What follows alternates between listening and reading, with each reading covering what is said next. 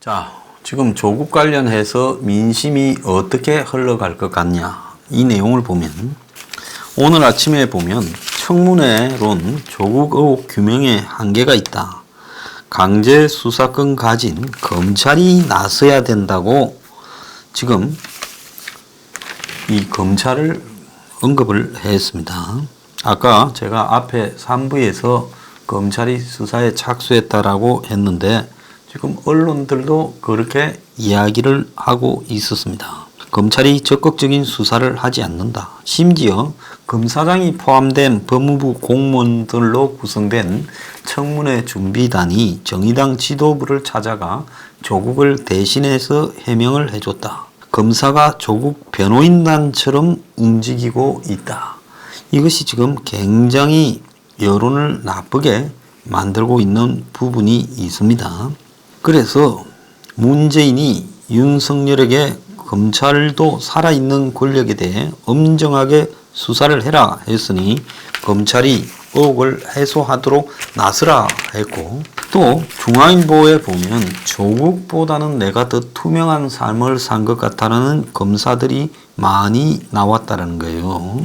자, 서울대 후배들이 후한무치한 조국 물러가라, 이렇게 지금 이야기를 하고 있는 부분에 대해 검사들 내부에서는 검찰개혁의 적임자가 자기뿐이라는 조국의 주장에 검사들이 검찰개혁의 주체 자격을 놓고 의구심이 지금 확산되고 있다는 겁니다. 그리고 동아는 법무부 장관이 검찰 수사받는 초유의 비정상을 피해야 된다. 검사 인사권과 검찰에 대한 수사 지휘권을 갖고 있는 법무부 장관이 검찰 수사 피의자인 전대미문의 상황은 어떤 형식으로도 피해야 된다. 자, 이런 맥락에서 보면 검찰 수사가 왜 나갔는지에 대해서 지금 충분히 짐작이 되는데요. 자, 지금 조국 사태가 문재인 정권의 터닝 포인트가 될 거다라고 제가 말을 했더니만 아침에 제 어떤 선배가 들러서 하는 이야기가 이제 끝났다, 황 소장도 이야기하지 않았느냐, 이래서 그러면서 이제 마치 문이 곧 쫓겨날 것처럼 이야기해서 제가 이렇게 말을 했습니다. 문이 전성기가 끝나고 지금부터 내리막길이 시작됐는데 그걸 가지고 지금 한국당이나 저런 보수의 수준으로 문을 쫓아낼 수 있을 것처럼 생각을 하면 그것도 또 오산이다. 레임덕이 시작되어서 힘이 빠진 채 그냥 문이 계속해 가고 다음 대선에서 어차피 총선 압승은 제가 틀렸다 하지 않았느냐. 그러면 다음 대선에서 지지부진한 형태의 더불어민주당 대신에 새로운 정당들을 만들어서 또 중도처럼 해석되는 사람한테 이렇게 꼬드겨서 다시 정권을 재창출하는 방식으로 갈 가능성이 크다. 그런데 한국당이 문을 지금 당장 끌어내리는 것처럼 판단을 하거나 보수가 그를 만약에 힘이 있는 것처럼 과도하게 해석을 하거나 반대급부가 보수 진영으로 당장 올 것처럼 생각한다면 그것도 또한 오산이다.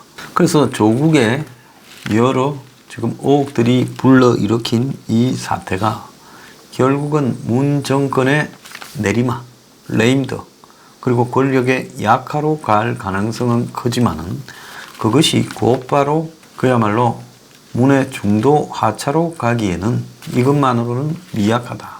그 이후에 수많은 문 정권의 개인적 의혹들이 터져 나와야 가능할 것이다. 이렇게 제가 보고 있습니다. 문은 어차피 성공한 정권이 되기는 틀렸고 지금부터 뒷감당하기가 어려운 상황이 될 것이라는 것은 분명하고, 결국은 금요일 지금 오후 6시에 고대 광장에 가서 지금 학생들이 지금 집회하는 걸 본 기자가 지금 글을 썼습니다. 우리는 뭘 믿고 젊음을 걸어야 합니까? 이렇게 피켓을 들고 있었는데 개인에게는 관심이 없다. 진실에만 관심이 있다. 이런 식으로 말을 하며 어느 정치 성향을 안 드러내려고 매우 조심했는데 한 대자보가 있었는데 정보와 권력이 있는 소수의 특권층만이 특혜를 누리고도 있다는 의혹은 해당 기회에 접근할 수 없는 우리에겐 큰 좌절감을 안기고 있다.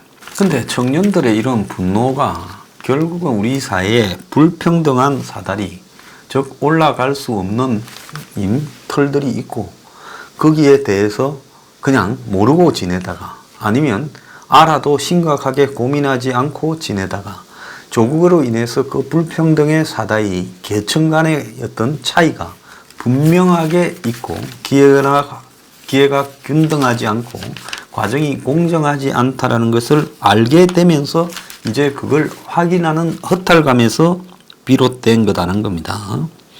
그래서 불법은 없다라는 조 딸의 문제가 막 그런 말을 하면 할수록 더 청년 세대에게 좌절감을 줄 거다라는 것은 기본 사실입니다.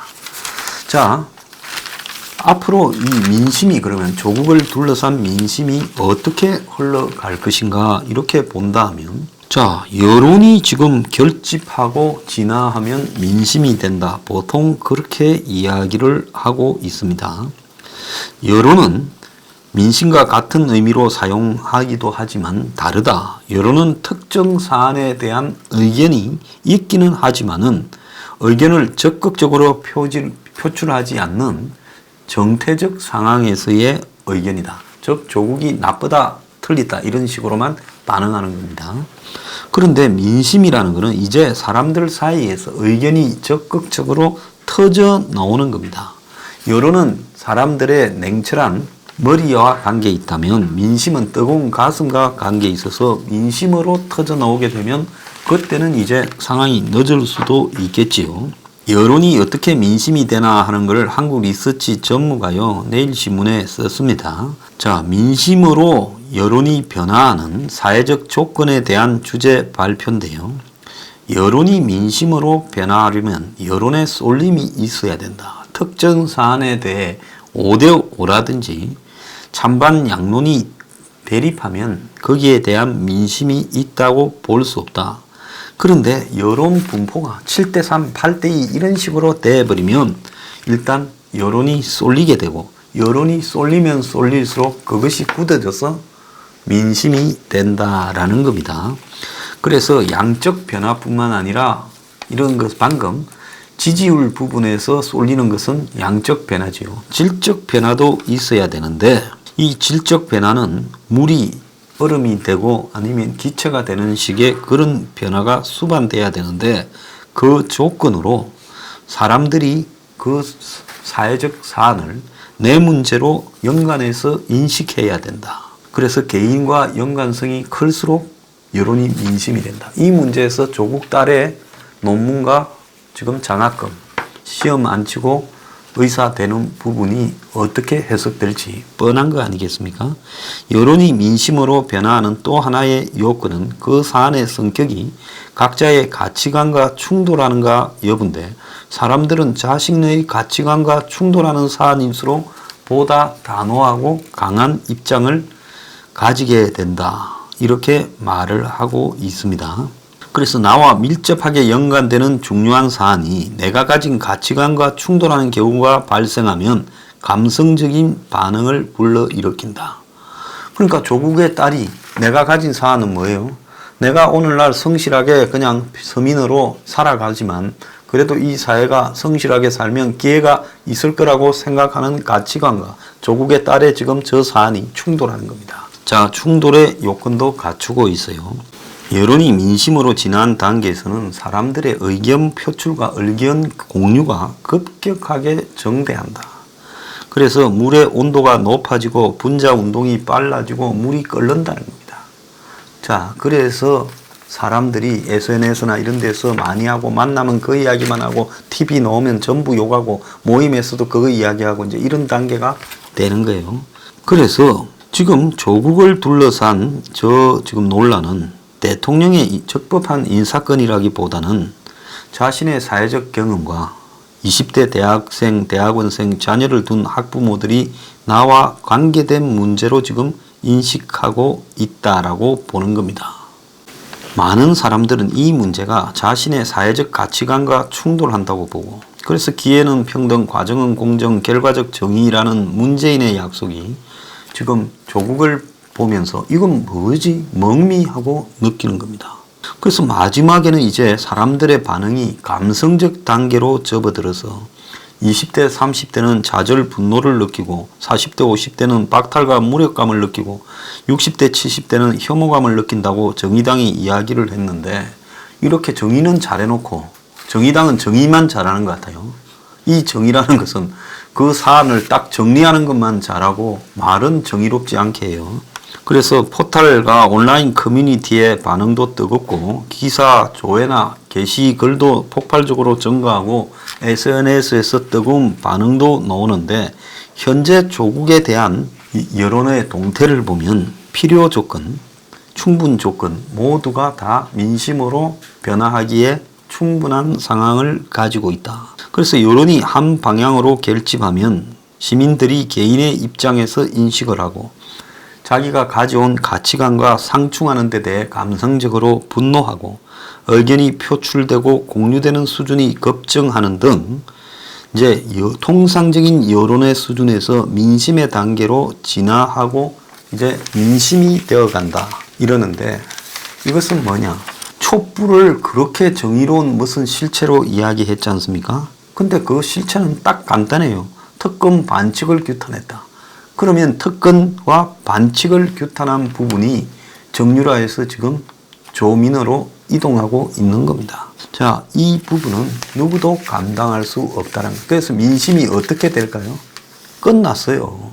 근데 끝났지만 그것이 문재인이 무슨 하야하거나 퇴진한다 이런 거하고는 관계없어요. 조국이 끝났고 문재인이 레임덕이 온다는 겁니다. 자, 그래서 문은 앞으로 지금과 같은 권한을 유지하지 못할 거라고 보고 있습니다. 그렇지만은 그걸 쫓아내려면 또 이 문에 있어서의 유사한 일이 또 발생해야 되는 부분이에요.